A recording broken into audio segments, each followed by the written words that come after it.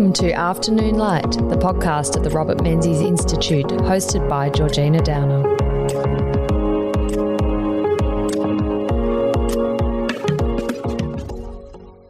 The unfolding war between Israel and Hamas has exposed fissures within Australian society over Zionism and anti-Semitism. Such views challenge the history of Australia's relationship with Israel since its inception 75 years ago at the United Nations. It was Labor's External Affairs Minister, HV Doc Evatt, who presided over the 1949 General Assembly vote admitting Israel as a UN member state, while then opposition leader Robert Menzies reflected that Israel's creation was a shining symbol of delivery from bondage and, I believe, of world repentance. Joining me to discuss the history of Australia-Israel relations is Executive Director of Plus 61J Media, Dr Dashiel Lawrence. Dash is the author of Australia and Israel, a Diasporic Political and Cultural Relationship. Welcome to Afternoon Light, Dash. Hi, Georgina. Thank you for having me. Well, it's lovely to have you, but it's an incredibly difficult time, of course, for the Australian Jewish community and community more broadly, not least by what is taking place in Israel, but also what's happening here in Australia and the very concerning reactions across our population. I wondered if you could provide some reflections on what the last 3.5 weeks have been like for the community who the media outlet you run represents. Yeah, look, very difficult to summarise it, but I'll try my best. Essentially, I think you're seeing a lot of trauma, devastation, a lot of distress at the events of the 7th of October, and obviously the implications of that attack and the violence that is unfolding and the war that the State of Israel now finds itself in. I think the Australian Jewish community has quite a profound connection with the State of Israel and has for the entirety of the state's history, and Australian Jews have in large part always regarded themselves as Zionist and have felt a very special connection with Israel, such that whenever Israel is attacked or in danger, they feel as if their own lives are at risk. That's borne out in survey data.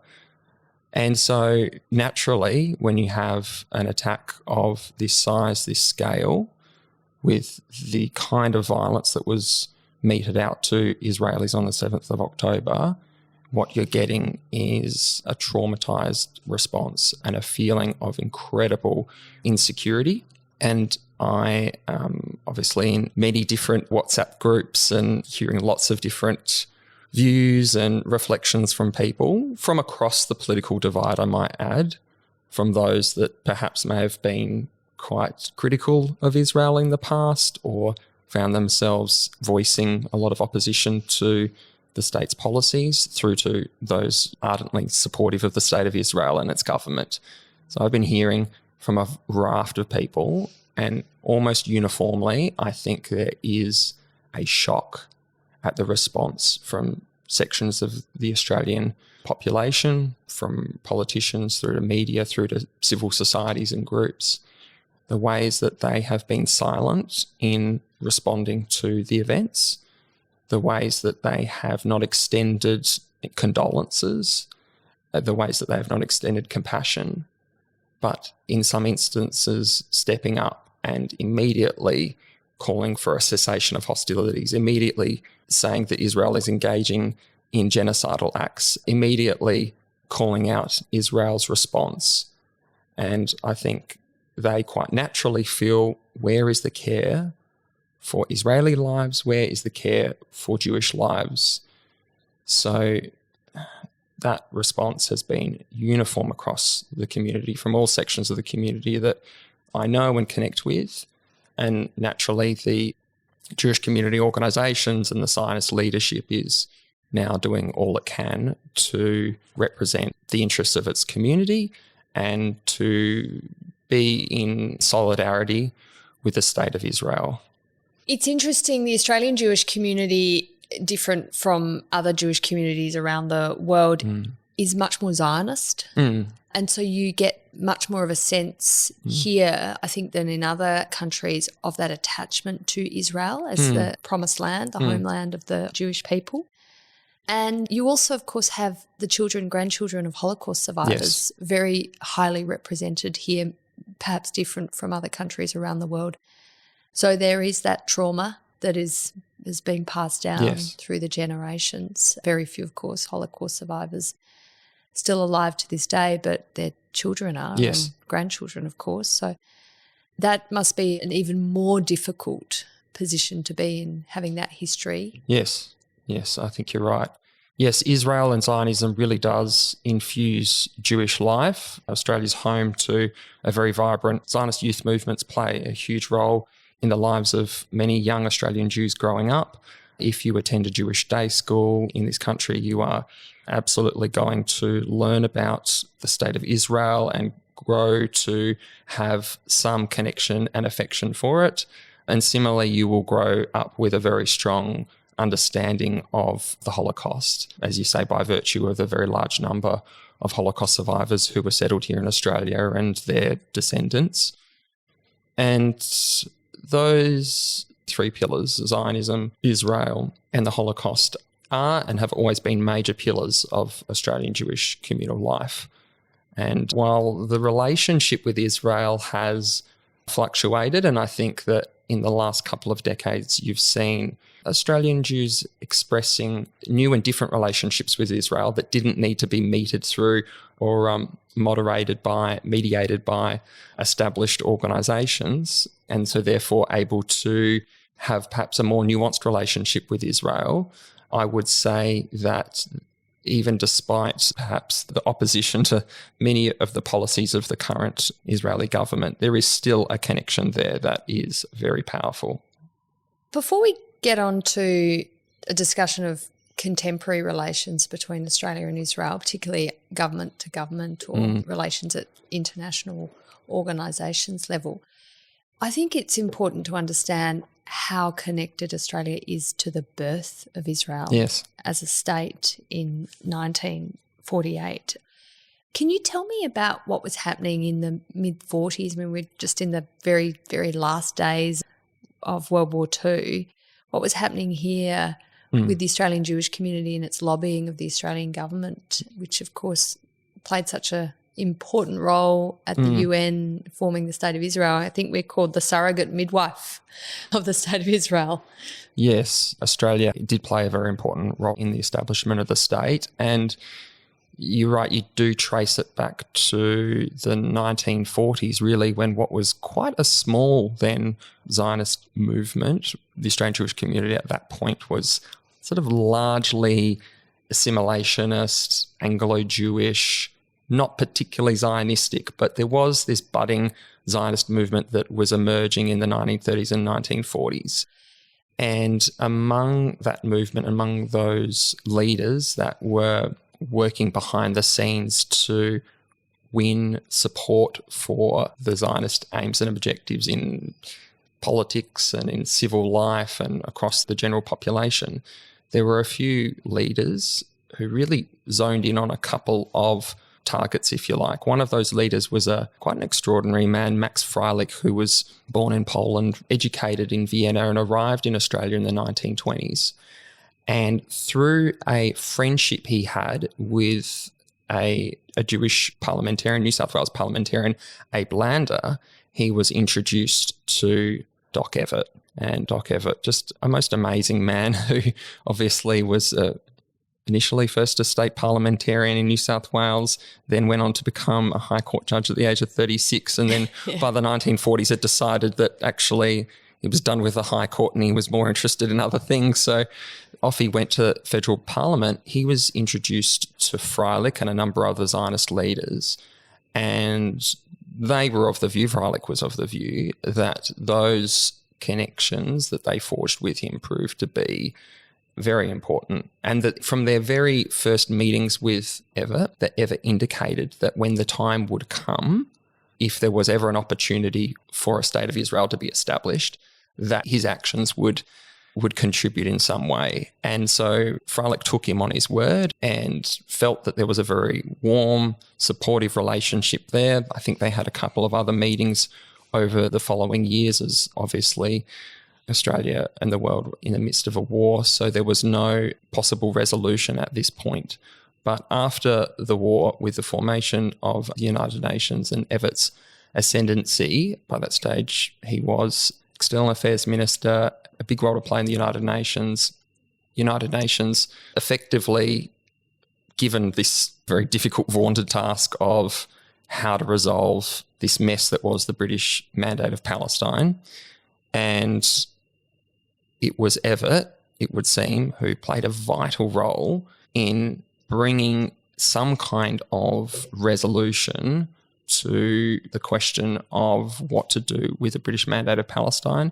Ultimately, I should mention that he was chairman of the ad hoc committee, which was a committee formed to essentially look at the two possible pathways or future for the mandate. It was decided that the mandate should end, and so it was a question of what is it replaced by. And Everett really worked assiduously to get through a recommendation of partition, of the creation of a Jewish state and a Palestinian state.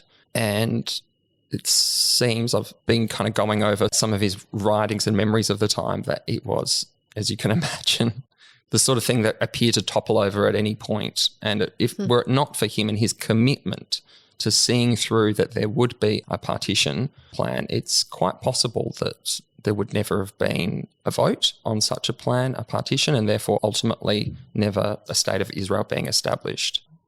Yeah, it's quite extraordinary. I mean, I think you're right that Doc Everett saw Palestine being turned into a Jewish state and partitioned as the only logical moral way of dealing with Jewry post-Holocaust. And we're dealing with a time when there was a massive number of displaced people out of Europe, but also the aftermath of the death of 6 million European Jews.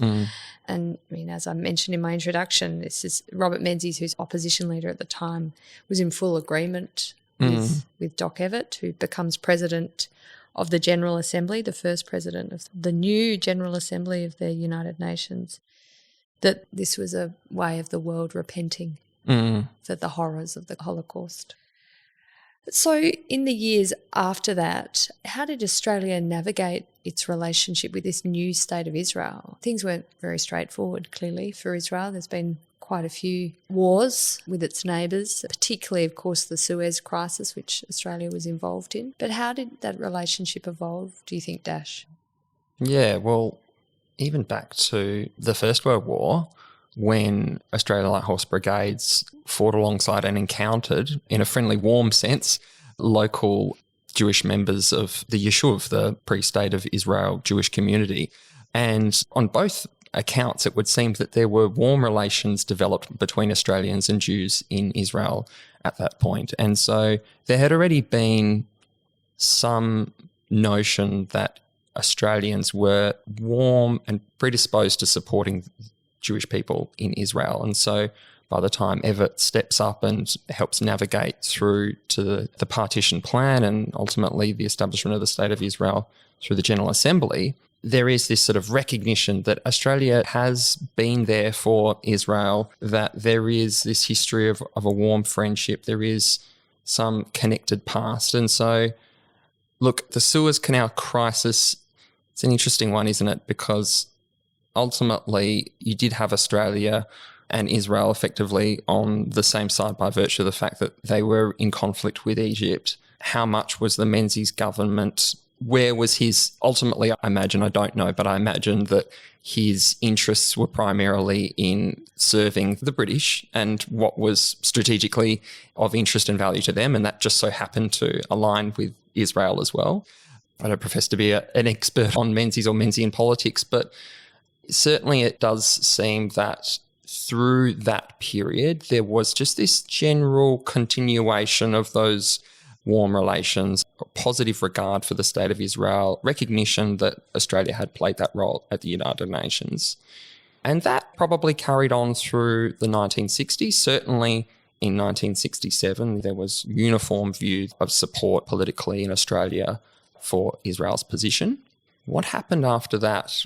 It's quite interesting. Just before you sure. go on to that, Dash, though, I think the Suez Crisis is quite an important moment to reflect on because, of course, you have Melbourne Olympics in 1956, the same year as the Suez Crisis.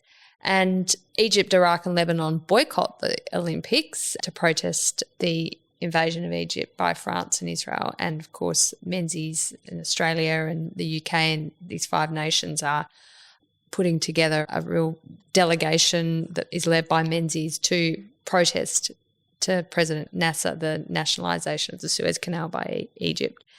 But you have Israel participating in the Olympics too at the same time and I think doing quite well. So there was this sense in Australia of the importance of Israel and the Australian Jewish community too, taking pride in Israel's invasion of Egypt at the Sinai Peninsula and the military effectiveness of the Israeli Defence Force at the time. Yeah. And that real sense of Zionism was quite on the rise during that period. Yeah, no, you're exactly right, Georgina. The 56 Suez Canal crisis, as seen from the point of view of the Australian Jewish community, was very significant because here was this newly established state already in the midst of another crisis, and great efforts were put into, for the very first time, into the public relations and the question of advocacy here in Australia. Izzy Liebler, then a very young businessman, but with interests politically and interests obviously in the protection and the advocacy of the State of Israel, made it clear that Israel needed to be defended in Australia. There needed to be investment in a public relations department. I can't remember the name of this particular department that he established. But in addition to that, you had the first large-scale fundraisers, the kinds of fundraisers we're currently seeing in Australia, where you've got everything from challah sales, cakes, baking sales, through to big, much more organised Jewish National Fund fundraisers and United Israel Appeals. Those things really were seen for the very first time in 1956, where Australian Jews held their sort of collective breath at what was going to happen to Israel. And then you're right, soon after the crisis ended, there was the 1956 Olympic Games, and Israel sent out a small deputation, mostly actually of administrators and team officials rather than athletes. But nevertheless, those that were there were warmly embraced on their arrival, and the 2 weeks or so that they spent in Melbourne at the time, the reports were of them almost being sort of mobbed at any public event in the Jewish community. People were just sort of so excited that there was these representatives of Israel here in Australia. So there's a real energy around Israel in 56. There's a lovely quote here from the then chair of the Jewish Women's Organisations of Melbourne, Julia Rapke, who says, "We Jews are not a martial people, but the way Israel acquitted herself in battle sheds pride and glory on every Jewish man, and every Jewish woman must prove strong and true, just as Israel has proved herself strong and Jew." So that strong connection between Australian Jewry and the fate of Israel, and Israel being able to stand up for itself, was very, very much apparent then. Yes.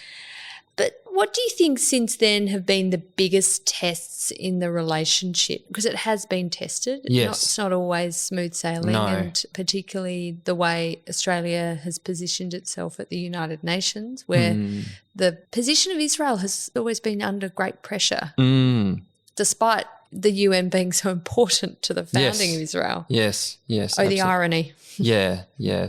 Things changed over time, didn't they? So Whitlam's a really interesting one because prior to his election, he had, on his account, known every single Labor Prime Minister and Israeli Labor Prime Minister. Because Israel had traditionally been seen as quite a left-leaning country. Yeah. Politics was pretty socialistic left, and it, I guess, come out of those traditions in Europe. Yes, social democracy, absolutely. Yeah, with a very strong Labor Party, trade union movement, and of course an amazing network of collectivist communities, farms, the kibbutzim. So like many in the Labor Party, the Australian Labor Party and of the left who had visited Israel, Whitlam was also sort of caught up in and won over by Israel during his visits in the 1960s. But then when he became Prime Minister, things started to change. It became more complicated. And by the Yom Kippur War of 1973, Whitlam's position on Israel had changed to the point where he made it clear that Australia should be adopting an approach of even-handedness and of neutrality. So that was a big shift. It was, yeah. And I think it probably took Jewish community leaders and Zionist leaders by shock, because they had known Whitlam to be very supportive of Israel. They knew that he had spent time there. They knew that he knew the Labor prime ministers. And so then when he adopts this attitude, when Israel was in serious trouble in the 1973 war, it looked as if it could very well be crushed. And so this idea that what had been up until that point a supporter, a friend of Israel, that the Prime Minister would then approach this question from the point of view of even-handedness and neutrality, it was shocking. And the relationship between Whitlam and the Jewish community never really quite recovered. And in turn, it seems that Whitlam was much more interested in trying to open up the dialogue with PLO. It appears that Whitlam was also very interested in thinking about the Arab world, about trade opportunities, but also about the way that Arab constituents looked upon this issue. So up until that point, the electorate had a relatively small number of Arab constituents. And then by the time that Whitlam was Prime Minister, that had started to change. Right. I was reading his memoir recently, and he basically makes the point that at that juncture, Jews accounted for almost the same number of Arabs in Australia. And so I think there was a point where he was looking at this from a pragmatic perspective, which is quite a different shift, and I guess comes in some ways with the political reality of being a leader and weighing up interests. All the different races and ethnicities within your electorate. Yes. I mean, it is interesting that he does go to great lengths to open a dialogue with the Palestinian Liberation Organisation, where they are attempting to set up a PLO office. It doesn't happen, but that must have taken the Jewish community well, by surprise, but also really, really disappointed them. And I think Whitlam was pretty sensitive too to what was going on in the international organisations, where the UN in 1974 recognises the PLO as the sole representatives of the Palestinian people. Is he wanting the Labor government to stay in step with that growing legitimisation of the Palestinian cause, despite the fact that, 25 years before Doc Evatt, who he knew and he would have served with, had set up Israel with others. What about the impact of the 1997 Maccabi Games, when several Australian athletes were walking over collapsed? Yes. Nearly about 100 or so athletes and officials. So for those who don't know, the Maccabi Games is kind of like the Jewish Olympics. It happens every 4 years in Israel. It's a big gathering mostly of amateur athletes, but it also serves for Jewish communities a very important bridging and bonding with Israel, particularly for those parts of the community that may not necessarily be politically involved or involved in many other ways with Israel. And in 1997, during the opening ceremony, the Australian delegation walked across a shoddily made bridge, which was essentially subcontracted out to a company that had never constructed bridges like this before. And the bridge collapsed and not everyone fell into the water. I believe Josh Frydenberg was actually there on that day, and I don't believe he was one that fell into the water, but was certainly one there to render assistance to those that did. There were 4 deaths, but many more injured, sustaining really, really horrible injuries, some of which they still carry today. And on that evening, the Games ceremony continued, which is just shocking that there was this loss of life outside the stadium. And the ceremony continued, and the Australian delegation obviously was just shocked and appalled by the response from the Games organisers. And that confusion and that shock at the way that the game's organisers responded really continued on for the subsequent months and years, as there was almost a silence and a refusal by almost anyone to take responsibility. This negligently, shoddily constructed bridge that had caused these deaths, people obfuscated their responsibilities, and it took a very long time for compensation to be paid. In fact, it required a small number of very frustrated but very persistent Jewish community leaders to get a compensation paid, an acknowledgement of what had happened, and ultimately there was some imprisonments that were handed down. But along the way, Australian Jews, for the very first time, looked at Israel from a new light and felt, as one leader told me at the time, that he said it left a very bad taste in our mouths. Yeah, that Israel had let the Australian Jewish community down on that occasion. And after all we've done, is what they would have said at the time, after all we've done, after all the money that we've given, after all of the support that we've given and work we've done to advocate for Israel in Australia, our people are treated in this way. And you did see a decline in donations to Israel. You did see a drop in the number of visitors from Australia to Israel in the years that followed. And the relationship, well, for some people, it has never recovered. For some people, I think for the most part, it recovered a few years after, and donations returned, and relations at an official level did absolutely recover. But certainly some people have never forgotten it. Of course, fast forward to 2010, there was the revelation, and it was, I mean, goodness, is that like out of an episode of Fauda or a James Bond movie, where it was discovered that Israel's intelligence organisation Mossad had used Australian passports in an assassination of a Hamas operative, I think in the United Arab Emirates. Yes. The assassination took place. And the Labor Foreign Affairs Minister at the time, Stephen Smith, he expelled an Israeli diplomat, and he angrily declared that these are not the actions of a friend. That's right. That was a low point for Australia-Israel relations, whether or not it played out in the Australian Jewish community per se and their perceptions of Israel. They maybe had some sympathy that a Hamas operative was assassinated. I don't know, but there have been some bumps along the way. There have, yes. Yeah. Apparently, I learned recently that wasn't the first time that Mossad had used Australian passports, and that they were caught out in 2003, and that the then Director General of ASIO took this evidence to Mossad and to the Israeli intelligence agencies and wrapped them over the knuckles and made them essentially sign an agreement saying that they would never do it again. And so when they did do it again in 2010, Dennis Richards, I think is his name, by that time, Secretary of Department of Foreign Affairs gave advice to then Prime Minister Kevin Rudd and Foreign Affairs Minister Stephen Smith that essentially you need to come down hard on them this time. And so they did. Some would say expelling a member of Mossad who's part of the Israeli embassy is not coming down hard enough, but it was actually quite as strong of an expression of frustration as you would get. And Smith did say, as you said, these are not the actions of a friend. And there were some repercussions. So, yes, Jewish leadership privately took this up with Smith and with Rudd, and were very angry at the way that they publicly admonished Israel for this.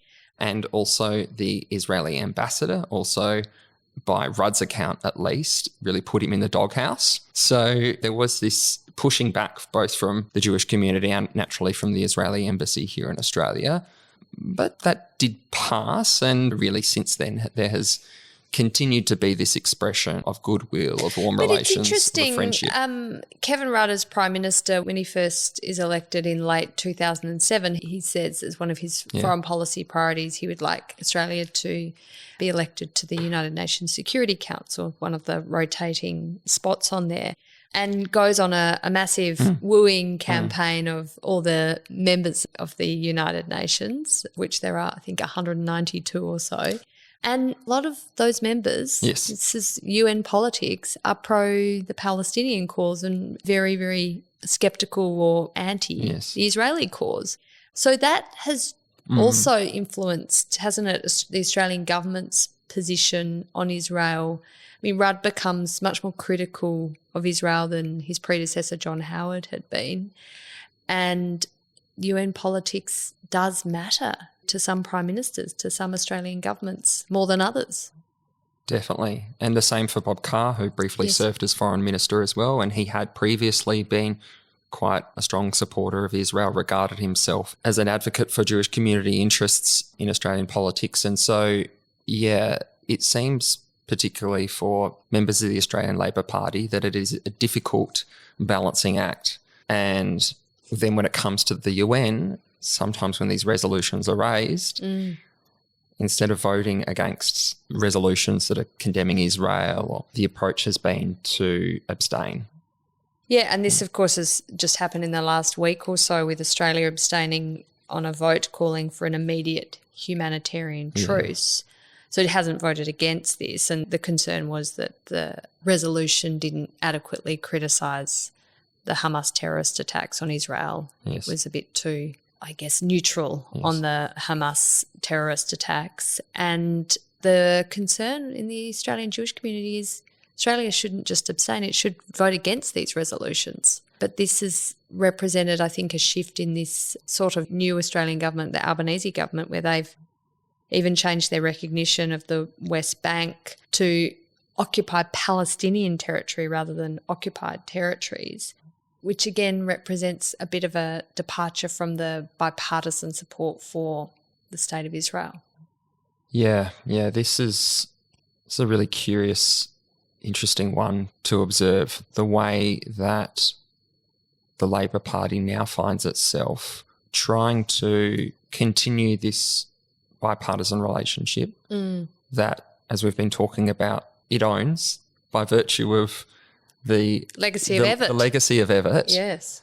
And yet, when it finds itself in office, as was the case with Whitlam, and we haven't even talked about Hawke, but it was the case with Hawke and with Rudd and with Carr, and now again with Albanese, supported by Penny Wong, by Senator Wong, it finds itself in a difficult position where on the one hand it professes to be a friend of Israel, supportive of the state, and yet it also at times has had to balance that out with the reality that the international community is increasingly opposed to Israel, certainly at the United Nations level, that there are a much large proportion of Islamic voters in Australia, and you see that being brought out in the past few days with the comments from Tony Burke, who represents a seat that I believe almost 1 in 4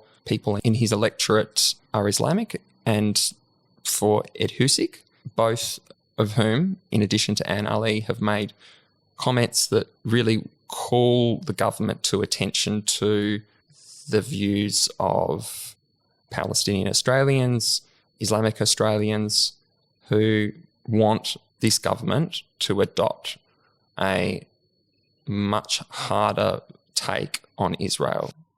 Dash, is it possible to separate anti-Zionism from anti-Semitism? Because what has been really shocking for me as a non-Jewish member of the Australian community is to see the conflation of the two, that people who are opposed to what Israel is doing to attack Hamas in Gaza, there is an element who are then focusing on Jewish people and Jewish identity and taking out their anger on the Jewish race, which to me is they're entirely separate issues. But then you see the connection with the Australian Jewish community with Zionism and with Israel, and you can see that they are so intricately intertwined that it is hard to run a parallel argument there. Yeah.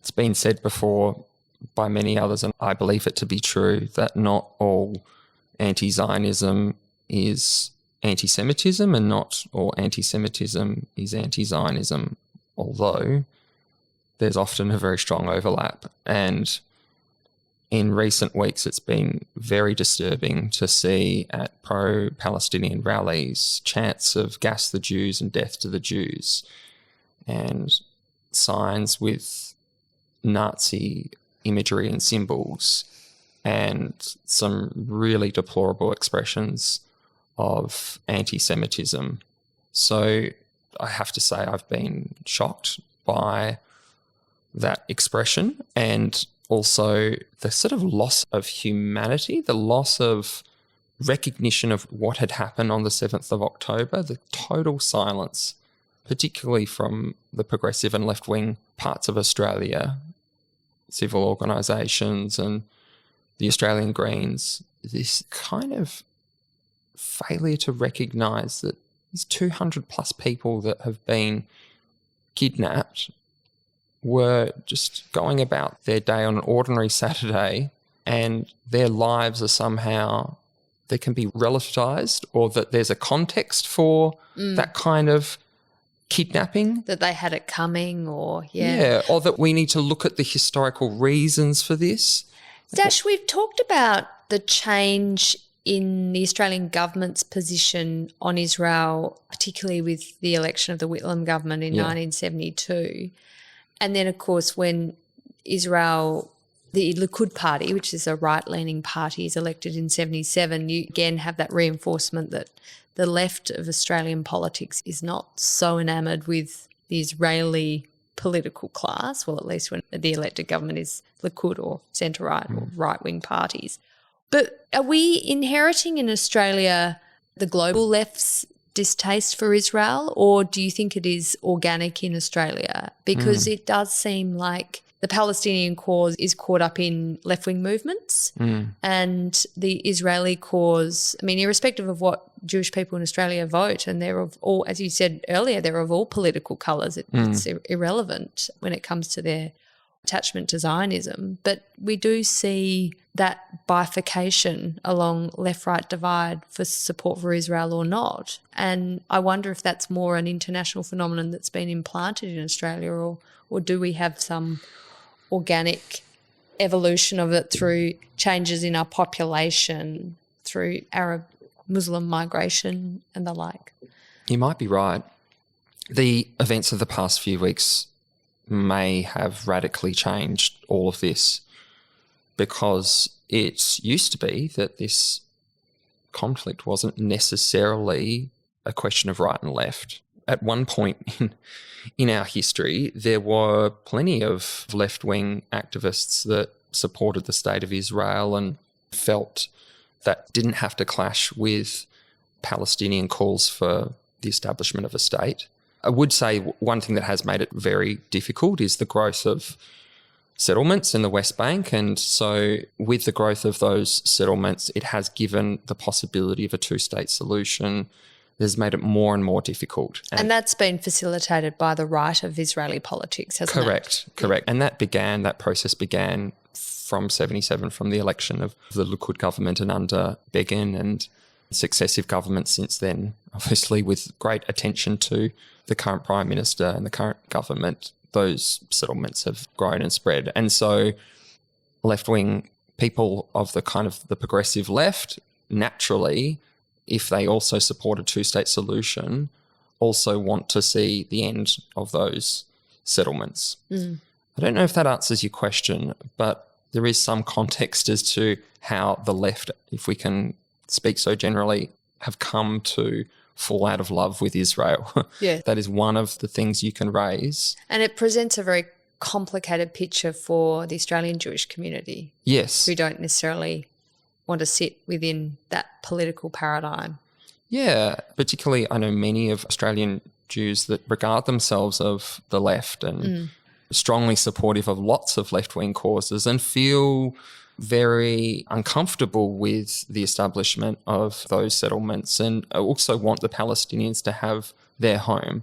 But they're also shocked and appalled at the way that their non-Jewish counterparts are responding to the events of the past few weeks. Yes. Yeah. And so what does that lead to? Does that lead to the, as you say, a kind of a complete split or cleavage between left and right, Israel and Palestinian? I'm not sure. Look, there is one other thing I wanted to add to this conversation, Georgina, and that is that despite what we've seen on our television screens and we read about, when asked in surveys consistently across the course of the last 60 plus years, Australians have generally not sided in great numbers with either the Israelis or the Palestinians. Right? So I think it's really important to mention that, because anyone who thinks that Australia is somehow, Australians as a people are somehow becoming increasingly captive to the Palestinian cause, they might want to just remember that that doesn't bear out in the survey data. My organisation, Plus 61J, ran the largest poll on this question in 2021 when the Social Research Centre, we partnered with them and we surveyed nearly 3,500 Australians. Right. And we asked the question, regarding the Israeli-Palestinian conflict, who do your sympathies mainly lie with? And in response to that, 11% said Israelis, 19% said Palestinian, and 62% said equally with both. Interesting. So, really the vast majority of the Australian public are pretty neutral. And when you ask them about their level of knowledge of or awareness of Australia's foreign policy towards Israel and Palestine, so it'd be pretty thin. They basically admit that they know virtually nothing or very little at all. Yeah. Wow. So I think we need to keep that in perspective for those that feel that Australians might be shifted greatly in light of the events of the past few weeks. They probably won't be, but certainly at the level of the media, at the level of the sort of progressive left-wing parts of the Australian public, it's going to be interesting to observe how things unfold over the coming period. Indeed. Well, Dash, thank you so much for joining me on Afternoon Light. It's a powerful conversation about an incredibly important contemporary issue, but also I think it's important for people to understand how long Australia has had a deep relationship with the State of Israel, despite not having very strong trade links and being thousands of kilometres apart. We were there at the beginning, and I hope that everyone can get through the next few weeks and let's be honest, probably months through this crisis with minimal loss of life. And I hope these disturbing trends of rising anti-Semitism are but a blip in the good relations Australia normally has with its Jewish community. Thank you. Thank you.